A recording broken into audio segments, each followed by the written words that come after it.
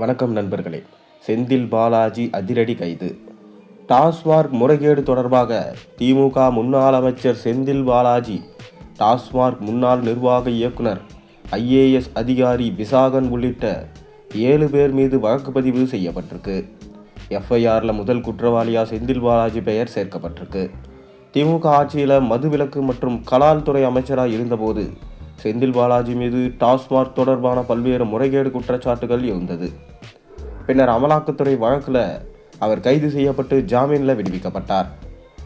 அமைச்சர் பதவியில் இல்லாத காலத்திலும் டாஸ்மாக் ஒப்பந்தங்களில் அவரது செல்வாக்கு நீடித்த குற்றச்சாட்டுகள் இருந்தது. இந்நிலையில் டாஸ்மாக் முறைகேடுகள் தொடர்பாக தமிழகம் முழுவதும் செந்தில் பாலாஜி மற்றும் அவருக்கு நெருங்கியவர்களுக்கு தொடர்புடைய 41 இடங்களில் லஞ்ச ஒழிப்பு மற்றும் கண்காணிப்புத்துறை அதிகாரிகள் அதிரடியாக காலை முதலே ஒரே நேரத்தில் அதிரடி சோதனை மேற்கொண்டாங்க. இந்நிலையில் டாஸ்மாக் நிறுவனத்தில் முறைகேடுகள் மற்றும் மதுபான ஆலைகளிடம் பணம் வசூலிப்பதாய் இருந்த குற்றச்சாட்டுகள் தொடர்பாக முன்னாள் அமைச்சர் செந்தில் பாலாஜி உட்பட 7 பேர் மீது முதல் தகவல் அறிக்கை பதிவு செய்யப்பட்டிருக்கு. இந்த வழக்கில் முதல் குற்றவாளியா முன்னாள் அமைச்சர் செந்தில் பாலாஜியின் பெயர் இடம்பெற்றிருக்கு. இரண்டாவது குற்றவாளியா டாஸ்மாக் முன்னாள் நிர்வாக இயக்குனரான ஐஏஎஸ் அதிகாரி விசாகன் சேர்க்கப்பட்டிருக்கார்.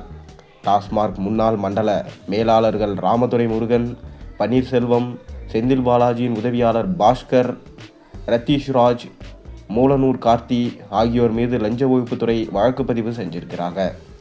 பார் ஓனர்கள் விதிமுறைகளை பின்பற்றாமல் அதிகாரிகளுடன் சேர்ந்து முறைகேடு செய்ததாகவும், கோவை, ஈரோடு, நீலகிரி, திருப்பூர், நாமக்கல், கரூரில் டெண்டர் ஒதுக்கியதில் முறைகேடு நடந்ததாகவும் எஃப்ஐஆரில் குறிப்பிடப்பட்டிருக்கு.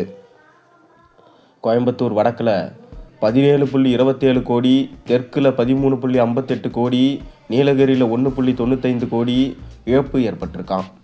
மேலும் 2021 முதல் 2025 வரை வெளிநாட்டு மதுபானங்களுக்கு அதிகபட்ச சில்லறை விலையை விட 500 வரை கூடுதலாகவும், மற்ற மதுபானங்களுக்கு பிராண்டுக்கு 10 ரூபாய் முதல் 100 ரூபாய் வரை பொதுமக்களிடமிருந்து சட்டவிரோதமாக பணம் வசூலிக்கப்பட்டது என்றும் சொல்லப்பட்டிருக்கு.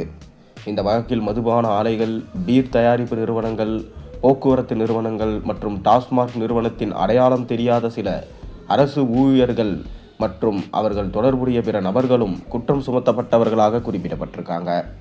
டாஸ்மாக் டெண்டர் நடைமுறைகளில் முறைகேடு, அதிகார துஷ்பிரயோகம் மற்றும் சட்டவிரோத நிதி பரிவர்த்தனைகள் நடைபெற்றதாக எழுந்த குற்றச்சாட்டுகளின் அடிப்படையில் இந்த எஃப்ஐஆர் தற்போது பதிவு செய்யப்பட்டிருக்கான். இதனால் கூடிய விரைவிலே செந்தில் பாலாஜி அவர்களின் ஜாமீன் ரத்து செய்யப்பட்டு அவர் கைது செய்யப்பட வாய்ப்பிருப்பதாக தகவல்கள் தற்போது வெளியாகியிருக்கிறது.